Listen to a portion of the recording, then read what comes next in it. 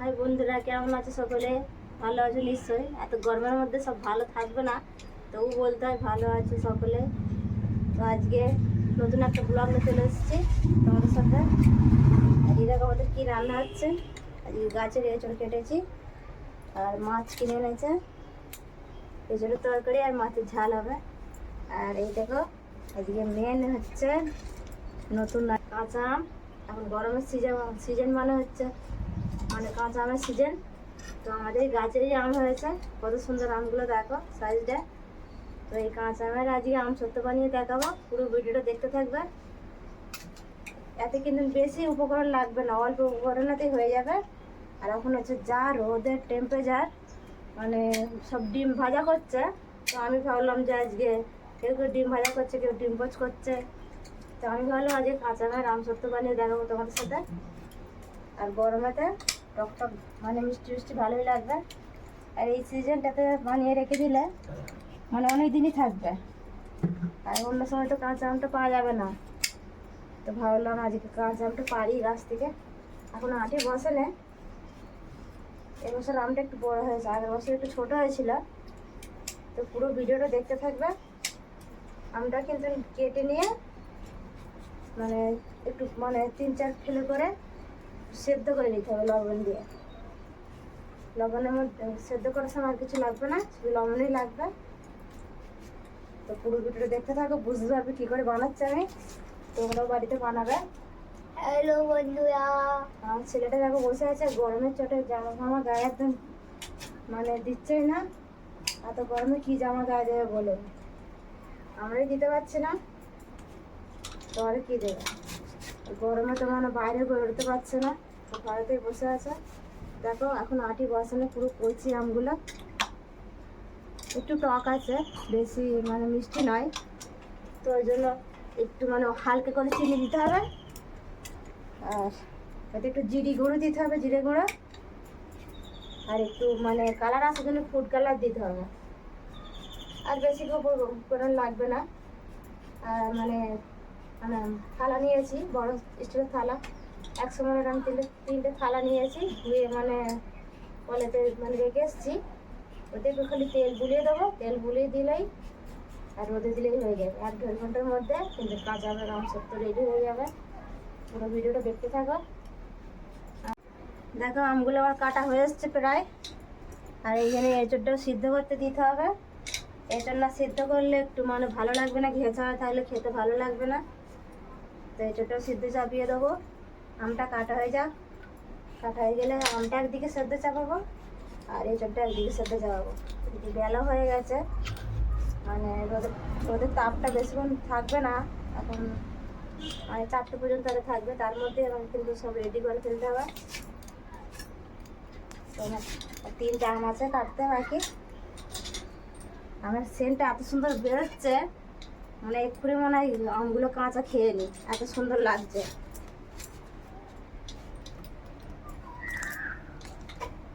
তো কাঁচা আমের সত্ত্ব আমি কখনো বানাইনি, আম সত্ত্ব পাকা আমের বানিয়েছিলাম 1 বছর, মানে আমাদের গাছেরই। মানে এত পরিমাণের আম হয়, খেয়ে শেষ করতে পারা যায় না। এবছর কিন্তু না, আম একদম হয়নি, কী হলো কি জানি। আম তো মানে কোনো গাছে হয় না, মানে বুড়িয়ে গায়ে আমাদের মানে 25-30টার বেশি গাছ হয়ে যাবে। সেইগুলো গাছেতে আম হয়, বড় ছোট সব সাইজেরই অনেক ধরনের আম হয়।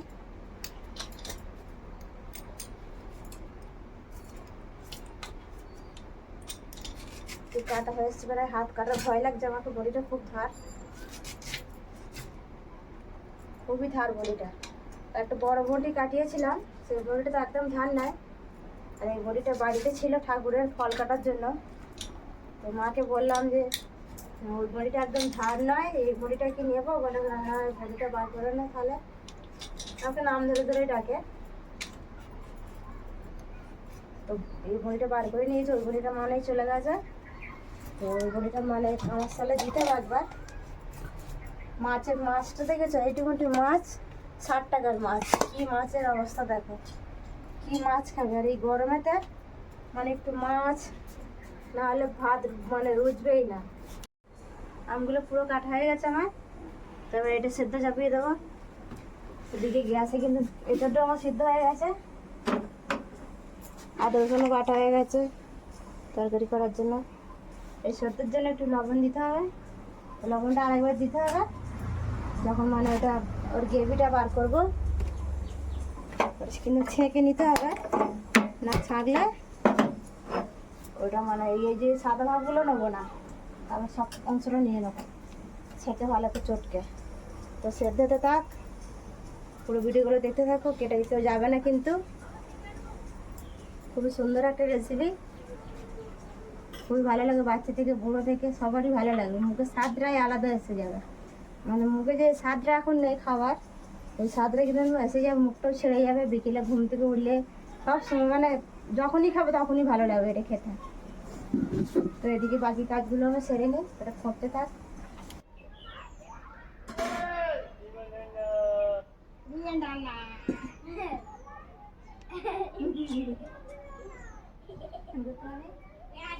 দেখো আমটা কি সুন্দর সেদ্ধ হয়ে পুরো গলে গেছে, পুরো আলুর মতো গলে গেছে আমটা। তো এটাকে আবার ছেঁকে নিতে হবে, ছেঁকে নিয়ে পুরো পানি চটকাতে হবে ভালো করে, চটকালেই আর একবার ফোটাতে হবে। দেখতে থাকো কীভাবে বানাই আমি। এখানে একটা মুসুরি কাটা নিয়েছি আমি, ছাপুরি মানে খারাপ হয়ে গেছে, এটাকে ভালোভাবে ধুয়ে নিয়েছি, এরভাবে ভালো করে ছেঁকে নেবো। খুবই গরম, এটা হাতে পায়ে পড়ে গেলে একবারে এতে ভালো মানে ছাঁকাটা হবে, খুব প্রচণ্ড গরম। একটা জিনিস বানাতে গেলে মানে খুবই কষ্ট করে বানাতে হয়, মানে একটু মানে কষ্ট না হলে কেসটা পাওয়া যাবে না, সবারই জানা আছে। ঠান্ডা হলে ভালো হতো। এইভাবে এইভাবে ভালো করে ধরে ভালো করে চটকাতে হবে।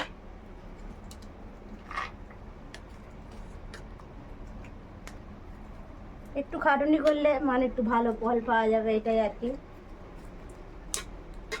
কী করে বানাই পুরো ভিডিওটা দেখতে থাকো, চটকানো ভালো করে দেখো। ভালোভাবে আমার চটকানো হয়ে গেছে। আমার যে সাদা অংশগুলো এগুলো লাগবে না, তো এইখানে দেখো জুসটা কত সুন্দর বেরিয়েছে, এর মধ্যে আর গোটা গোটা কোনো ইয়ে নেই। তো এটা ফের ভালো করে ফোটাতে হবে। তোর মধ্যে একটু খালি ফুড কালার দেবো, আর একটু মানে জিরে গুঁড়ো আর একটু চিনি দেবো। আর নুনের পরিমাণটা কিন্তু দেখে নিতে হবে একবার থেকে, নুনটা হচ্ছে মেন জিনিস। তো দেখতে থাকো পুরো কী করে বানায়। এটা লাগবে না, তো এটা এখানে রেখে দিই। ছেঁকে নিতে হবে। দেখো ফের গ্যাসে আমি চাপিয়ে দিয়েছি এটা গ্রেভিটা। তো গ্যাসটা আবার অন করে দিই। বেশি মানে গ্যাসটা জোর দিলে হবে না, অল্প আঁচে করতে হবে ধীরে ধীরে। মানে ওটা ভালোভাবে ঘন হয়ে আসলে জানবো যে হয়ে গেছে। একটা হাতে ফোঁটা দিয়ে দেখতে হবে যে ঘন ভাবটা গড়াচ্ছে কি গড়াচ্ছে না। তো চিনির পরিমাণটা দেখো, এটা দিচ্ছি আমি, তোমরা চাইলে আরও বেশিও দিতে পারো। আর একটু লবণ দিতে হবে, এই যে লবণটা দিচ্ছি, দিয়ে ভালো করে কিন্তু মিক্স করতে হবে। আর এখানে হচ্ছে জিরেকে ভেজে গুঁড়িয়ে নিয়েছি, তো সবটা দেবো না, অল্প টুকু দেবো।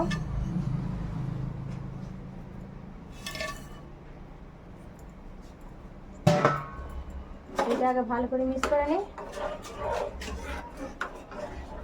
ভালো করে মিক্স করলে আর ধীরে ধীরে মানে অল্প আঁচেতেই জাল দিতে হবে। এটা মানে জোর আঁচেতে জাল দিলে হবে না।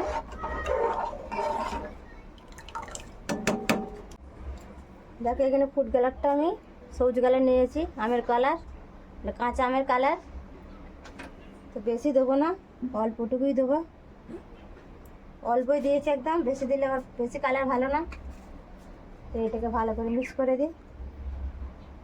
দেখবে ভালো করে মিক্স করলে কত সুন্দর লাগছে দেখতে,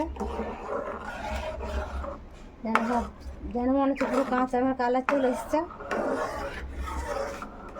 এটাকে ভালো করে কিন্তু এবার জাল দিতে হবে।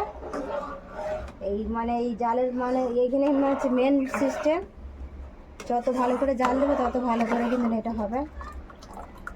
তো ধীরে ধীরে অল্প আছে জাল দেবো, বেশি জোর দিলে হবে না। আর সেখানে রোদও মানে টেম্পারেচার খুব বাড়ছে, আমি ডিশগুলো হচ্ছে রোদে দিতে হবে, একবার রোদের মধ্যে রাখতে হবে, গরমের মধ্যে। এটি একটু তেল গুলাতে হবে, তো এটা ফুটতে থাকুক, আমি ডিশগুলো একটু মানে রোদের মধ্যে মিলে আসি। দেখো আমসত্ত্বটা গ্রেভিটা ভালোভাবে রেডি হয়ে গেছে, কি সুন্দর ঘন হয়ে গেছে। এটা গায়ে থেকে মানে অল্প পড়ছে, মানে একভাবে পাতলার মতন পড়ছে না, দেখতে পাচ্ছ ধীরে ধীরে কেমন পড়ছে আটার মতো। তো এরকম আটার মতন পড়লেই ভাববে যে পুরো রেডি, ঘন হয়ে গেছে। এটা এবার নামিয়ে নেবো। নামিয়ে নিয়ে এখানে 3টে দাঁত একসঙ্গে এই থালা রোদের তেল মাখিয়ে রেখেছিলাম, তো এর মধ্যে ঢেলে ফের রোদে দিতে হবে।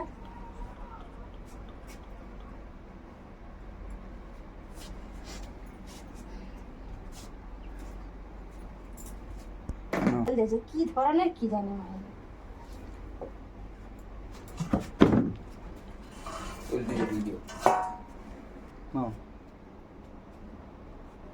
তিনটে একই সাইজের বড় বড় থালা নিয়েছিলাম। দেখো ধুয়ে ভালো করে একটু অল্প তেল লাগিয়ে রোদের মধ্যে আমি রেখে এসেছিলাম, তো হালকা গরম হয়ে গেছে। তো ওটা এবার আর মধ্যে ঢেলে দেবো। ঢেলে দিলেই রোদে বসিয়ে দিলে 1-1.5 ঘন্টা মতো রেখে দেবো। 1-1.5 ঘন্টা মতো রেখে দিয়ে রাখলে আমার পুরো আমসত্ত্ব পুরো রেডি। গরমে তো একেবারে ভালো মুখরোচক খাবার। তো দেখতে থাকো পুরো ভিডিওটা। তো গ্যাসটা বন্ধ করে দিলাম। খুবই তাতা, মানে সাড়ে কোথায় রেখেছে খুঁজে পাচ্ছি না, এই গামছাতেই ধরে নিচ্ছে। দেখো গরম উঠছে পুরো, একবারে যদি হাতে পায়ে পড়ে যায় না, পুরো ছাল চামড়া উঠে যাবে একবারে।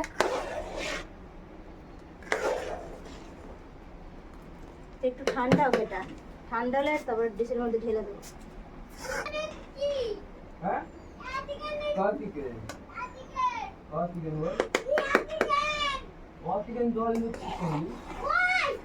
দেখো থালার মধ্যে ঢেলে দিচ্ছি, অল্প অল্প করে ঢালতে থাকি। 3টে থালাতে সমানভাবে ঢেলে দেবো একই পরিমাণে। একই মাপ দিতে হবে, তার কোনো মানে নেই, মানে একই মানে আন্দাজে দিয়ে দিলেই হয়ে যাবে। একটু অল্পটুকু মনে হচ্ছে, এটাতে আরেকটু দিতে হবে। কত সুন্দর লাগছে দেখতে।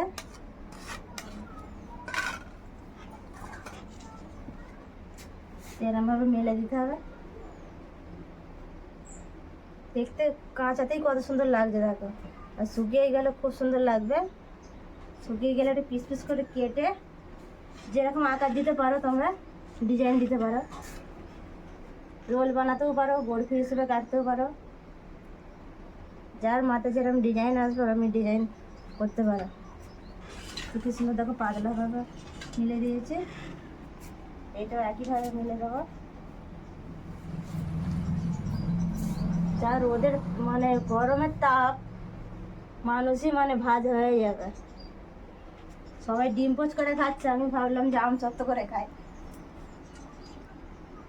এইগুলো রোদের মধ্যে রেখে আসবো। দেখো বন্ধুরা, কাঁচা আমের আমসত্ত্ব কি সুন্দর কত সহজে রেডি হয়ে গেল। আর কাঁচা আমের সিজনে দেখলে ওটা বানাতে হবে, তো বাড়িতে অবশ্যই ট্রাই করে দেখবেন। গরমকালে কাঁচা আমের আমসত্ত্ব টকটক মিষ্টি মিষ্টি, ঝাল দিইনি, ঝালটাও ইউজ করলে হবে, আমি ঝাল দিইনি।